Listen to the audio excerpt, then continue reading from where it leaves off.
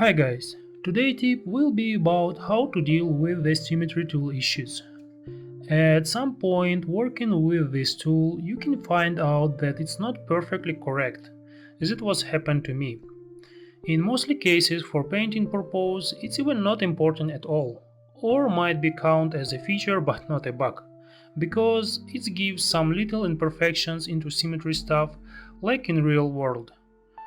But when you need really correct identical parts, here is you will find at least these main two imperfections.